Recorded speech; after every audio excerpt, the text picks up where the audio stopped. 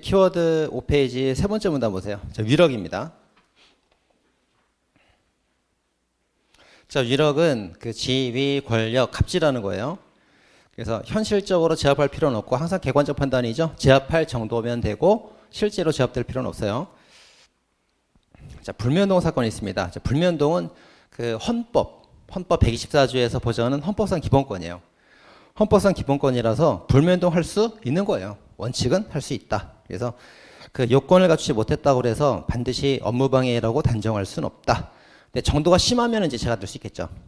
그래서 광고주한테 불면동 전화해서 그 정도가 심해서 죄가 된 판례가 있어요. 광동지역 사건. 근데 광고주한테 전화했으니까 광고주에 관한 업방죄가 되고 신문사에 전화한 적은 없죠. 신문사 업방죄는 안 됩니다. 자, 그 다음에 비밀번호를 바꿨다. 비밀번호 바꿔서 들어가지 못하게 했잖아요. 그 폐쇄 조치한 거랑 똑같죠. 폐쇄. 못을 박아서 못 들어가게 하나 비밀번호 바꿔서 못 들어가게 하나 똑같이 못 들어가게 한 거라고. 그래서 똑같이 위계가 아니라 위력이다.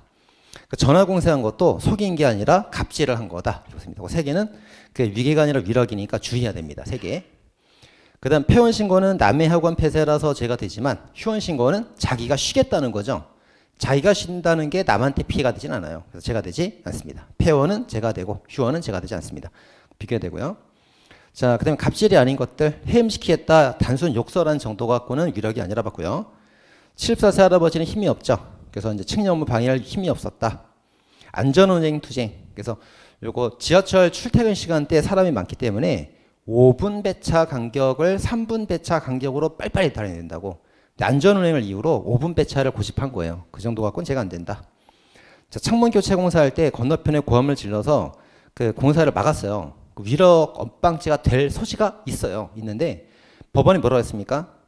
지역 문제에 관해서는 법원이 개입하는데 신중해야 된다라고 하면서 봐줬죠. 무죄로 봐준 사건입니다. 이것도.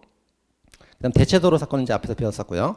자, 기타 나머지 뭐 연장 근로 집단 거부 등등등등등등은 뭐 읽어보면 당연히 위력인 것들이에요. 당연하게 죄가 되는 것들. 자, 정당 권한입니다. 자, 상관이 부한테 위력을 갑질을 하는데 갑질을 해도 되는 권한이 있을 때가 있어요. 그땐 죄가 되지 않습니다. 어떤 경우? 내 거다 이거지. 자기 소유. 30년간 점유했다 이거지. 갑질해도 된다 이거예요. 그 대하를 잡아간 사람이 잘못한 거지. 잡아가지 못하게 중지한 사람은 어장을 관리하라고 했던 거잖아요. 중지. 못 잡아가게 중지한 사람은 어장을 지키는 사람이란 말이에요. 그래서 위력으로 업무방해한 게 아니다. 자, 적법하게 해지한 도급인은 권한이 있으니까 업무방해가 아니다. 새마을 금고랑 조합이 있는데 금고가 조합의 영향력 하에 있대요. 무슨 말입니까? 조합이 상관이고 금고가 부하라는 뜻이죠. 그럼 조합의 영향력에 따라서 갑질해도 그걸 명령을 받을 의무가 있었단 말이에요. 제가 안 됩니다. 그 다음에 회계자 열람권을 가진 장인 회장이 회장한테 권한이 있었구나. 열람권이 있었기 때문에 열람해도 괜찮은 거예요. 죄가 되지 않았습니다. 자, 단전원 조치 사건. 전기를 끊어버렸는데 정당한 권한 없이 끊어버렸거나 보증금 남아있을 때 끊으면 부당한 조치예요. 죄가 됩니다. 근데 관리 규정에 따라 끊었거나 화재보험 위험 때문이거나 보증금 남아있지 않을 때 그 월세를 못 내서 연체돼가지고 보증금 다 까고 없단 말이에요. 그럴 때는 나가야 된단 말이지. 전기를 끊어도 된다. 그렇습니다. 비교해서 봐야 되고요. 자, 노동쟁이 파업은 이제 노동쟁이 파업하는 거는 일을 안 하는 거잖아요. 부작위적인 요소죠. 근데 판례는 집단적으로 파업하면 자기적 요소가 될 수 있다. 자기의 위력 업방죄가 된다. 이렇게 봤습니다. 자, 오답으로 나오는 건 뭐가 있냐면 부작위 위력이다. 그럼 틀린 거예요. 자기 위력이라고 해야 되고요. 파업이 언제나 업방죄다. 그럼 틀린 거지. 그 사업계 소관 의지를 곤란케 할 정도가 됐을 때 예외적으로 죄가 된다 해야 됩니다. 두 개는 틀린 거고요. 타적 한계는 이제 소비자보험 파스트트랙 사건 배웠고요. 자, 컴퓨터 장애 업방죄입니다. 자, 컴퓨터 장애 업방죄는 장애가 현실에 발생해야 돼요. 다만 방해는 현실에 발생할 필요 없죠. 방해는 추상적 위험 범위이기 때문에 장애는 현실에 발생해야 되고 동그라미. 방해는 결과 나올 필요 없죠. 세모. 위험으로 충분하다. 이렇게 봅니다. 그래서 장애가 나와야 되니까 뭐 패스워드 비밀번호 변경했거나 통계 반영했거나 장애 초래되면 죄가 되고 알려주지 않았거나 뭐 아무런 영향이 없을 때 장애가 초래되지 않은 경우는 죄가 안 돼요. 그래서 현실적 장애가 있으면 죄가 되고 장애가 없으면 죄가 안 되고 장애가 있다 없더라 판단하는 겁니다. 이거 지금 키워드 6페이지가 보면 되겠습니다.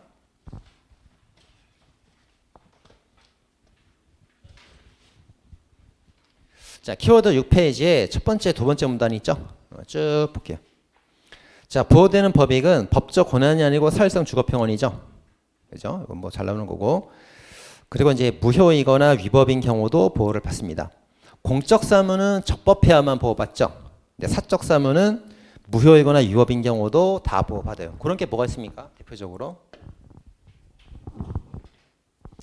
주거침입죄, 업무방해죄, 권리행사 방해죄. 이거 세 개가 대표적이죠. 개인적 법익이라고, 개인적 법익. 그래서 위법이거나 민법상 무효인 경우도 보호를 다 받아요. 보호받습니다. 자, 근데 이제 공적 사무, 공무집행 방해죄, 또 뭐가 있어요? 공무상 표시 무효죄. 이게 이제 공무집행 방해죄 일종이잖아요. 얘들은 적법할 때만 보호받죠. 적법할 때만. 그래서 얘들은 위법이거나 무효인 경우는 보호되지 않습니다. 국가적 법익이니까. 그죠? 이렇게 다르다고. 그래서 개인적 법익은 유언 무효 다 보호된단 말이에요. 이렇게. 그죠? 이것도 보호되는 거예요. 자, 그다음에 임대차가 이제 만료된 다음에 집주인 임대인이 들어가면은 제가 되고, 임차인이 평을 누린 사람이니까 임차인이 들어가면 제가 되지 않습니다. 누가 들어가는지 잘 보고 풀어야 돼요. 자, 그다음 판례. 매수인의 계약을 해지하고 강제 집행한 다음에 매도인이 들어갔죠. 이거 제가 손입하지 않습니다. 저 살고 게 어떻게 돼요? 이제 건물을 매도한 사람이 있고 매수한 사람이 건물을 점유하고 있는데 이 사람이 이제 계약금과 중도금을 준 상태예요. 근데 이 사람이 이제 계약을 깨버렸어요. 매수인이 계약을 깨버리고 해지를 해버리고 줬던 돈을 강제 집행으로 다 받아서 간 사건입니다. 그럼 줬던 돈 다 받았으니까 집을 포기한 거예요. 그럼 이 사람은 여기 전멸권이 없어졌단 말이에요. 그죠? 이 상태에서 매도인이 집에 들어간다 하더라도 매수인을 보호할 필요가 없으니까 죄가 되지 않은 사건이죠. 그런 스토리입니다, 이게. 그죠? 기억이 날 거예요, 아마. 자, 그리고 스토리가 쫙 기억이 나야 됩니다. 키워드를 보고. 자, 그다음. 자, 주거와 위요지. 자, 주거와 위요지인데 상가 건물은 이제 사람들이 왔다 갔다 해도 괜찮은데 그다음에 주택에 막 돌아다니면 죄가 되죠. 타워 크레는 주거 시설이 없습니다. 근데 골략 크레는 방실이 있었다고 10평 정도 방실이 있으니까 주거로 보호되고요. 물탱크는 사람 주거 공간 없죠. 수속 시설은 주거 공간이 있었습니다. 비교해서 봐야 되고요. 자, 그다음 위요지를 봐야 되는데 이렇게 이제 포위 시설이 있어야 되고 사람이 이제 거주하는데 필요한 땅이어야 돼요. 그런 땅. 이걸 위요지 그럽니다. 근데 포위 시설이 없어서 위요지가 아닌 판례가 축사업 공터 사건이 있죠. 포위 시설이 없었죠. 그다음에 거주하는 사람이 없어서 제가 안 되는 경우가 공사 현장 판례가 있었죠. 두 개 있습니다. 두 개. 그죠? 그래서 포위 시설이 없는 거 축사업 공터. 담벼락이 없다. 포위 시설이 없다. 위요지가 아니다. 공사 현장. 사람이 사는데 필요한 게 아니다. 공사에 필요한 거지. 그 둘은 위요지가 아닙니다. 자, 다음 이제 전압 판결에 3개 나왔죠. 재작년부터 전압 판결 3개 꼭 정리해야 됩니다. 자, 첫 번째 공동 주거자의 침입.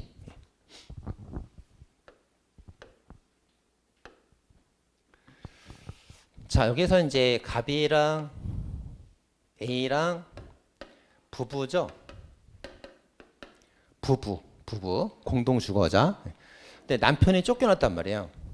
남편이 쫓겨나가지고 자기 부모랑 같이 함부로 막 들어갔어요. 들어가면서 여기 이제 그 자물쇠를 손괴하고 들어갔단 말이에요. 논점은 3개. 자, 예전에 그 주거침입죄는 그 피해자 A의 주관적 의사에 반하는지로 따져봤었죠. 근데 얘는 그 주된 요소는 아니고 그냥 단순 고려 요소가 될 뿐이다. 고려하긴 고려해. 주된 요소는 아니라고. 주된 요소가 아니고 주된 요소는 뭡니까? 갑이 들어가는 객관적 행위 태양에 따라서 판단하게 됐어요. 그렇죠? 그러니까 피해자 A 의사에 반하는지는 고려만 할 뿐이지 주된 요소가 아니라고. 피고인 갑의 행위를 보고 판단하는 거예요. 그래서 불법적 침입이라면 죄가 돼. 뭐 담을 넘어 들어갔거나 뭐 유리창을 깨고 들어갔거나 죄가 된다고. 근데 통상적 출입 방법이라면 문을 열고 들어갔으면 죄가 안 된다고. 그죠? 이 사건에서 이제 자기가 살던 집이니까 들어갈 때 죄가 안 된다. 정범이 없으니까 공범도 없다. 자기 집 부신 것도 죄가 안 된다. 논점 3개. 하나, 둘, 셋. 다 죄가 안 됐죠? 논점 3개입니다. 1번 공동주거자 출입은 죄가 되지 않는다. 그리고 공동거주자 상호 간의 출입을 금지하면 안 된다. 문을 부셔도 죄가 안 된다. 함께 들어간 그 부모님도 제가 안 된다. 왜? 청범이 없으니까 공범도 없잖아요. 제가 안 된다. 자, 비교 판례. 일정 기간 생활하다가 이제 헤어졌어요. 이건 부부가 아니거든. 얘가 들어가는 건 베란다에 들어갔을 때 제가 된다. 이런 판례가 있죠. 자, 두 번째가 이제 공동 주거자 허락이에요. 자, 이렇게 이제 A랑 B가 부부죠. 이렇게 부부라고. 그때가 이제 간통 목적으로 갑을 들였잖아요. 간통 목적으로 들었단 말이에요. 그럼 이제 남편은 거기에 대해서 이제 의사의 위반이 있겠죠. 남편 의사의 위반에서 들어갔어요. 근데 이건 고려 요소만 되는 거지 주된 요소가 아니란 말이에요. 그래서 간통 목적으로 들어갔다 하더라도 이 사람이 현실적 승낙을 받아서 통상적处理 방법이었기 때문에 죄가 안 된다고 판례가 바뀌었죠. 이렇게 바뀌었습니다. 자, 볼게요. 1번. 자, 사실상 그 객관적 행위가 불법 행위 태으로 들어가면 죄가 된다. 근데 객관적 행위가 통상处理 방법이면 죄가 안 된다. 의사에 반해도 죄가 안 된다. 그렇죠?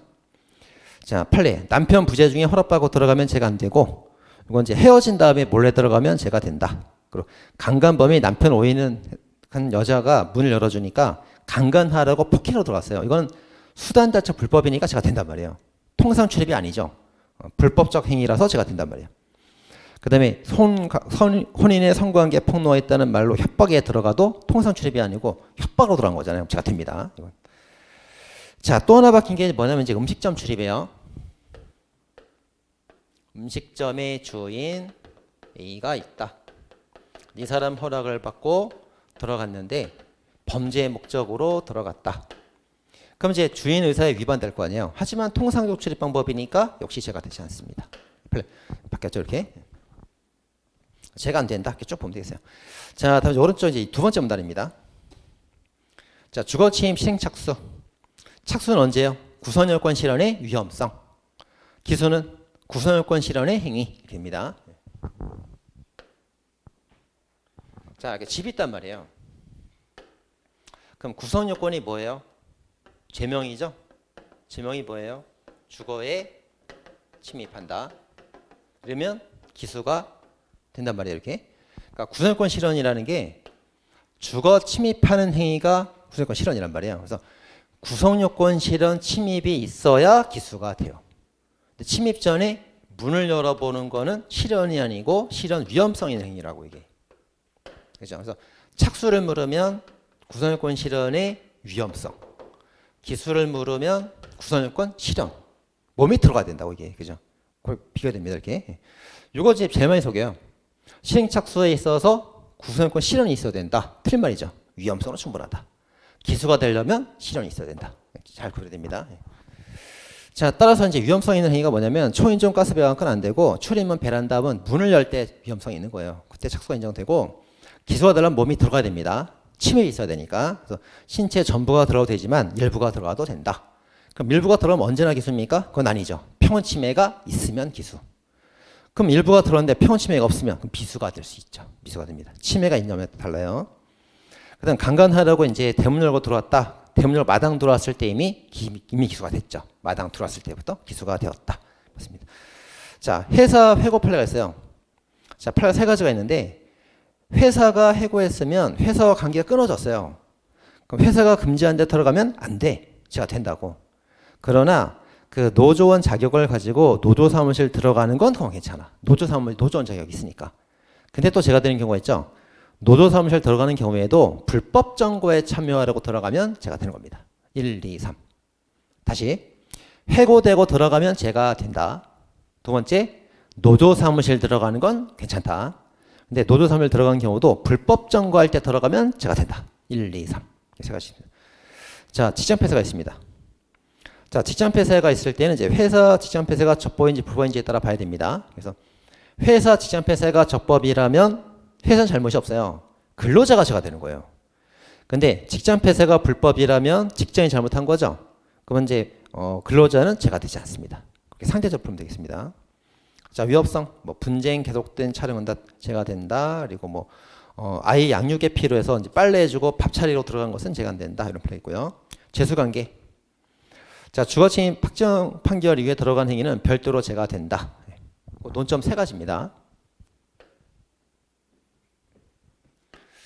자, 주거 침입죄가 이렇게 있는데 쭉 주거 침입에서 서 있단 말이에요. 1번 계속범위죠.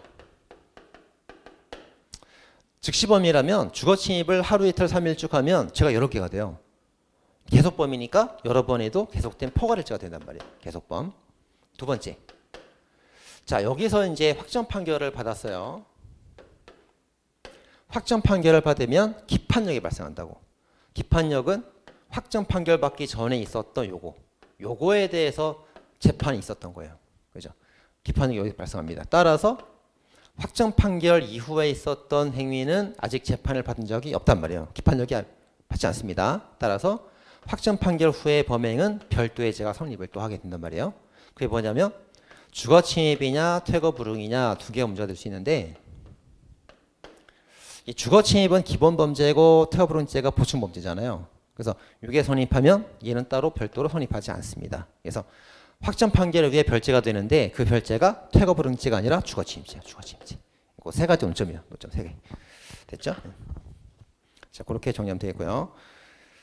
자, 그다음 퇴거 불응죄. 가져두고 남겨둔 것은 이제 불응죄가 아니다. 뭐 기타 판례들 보면 되겠습니다.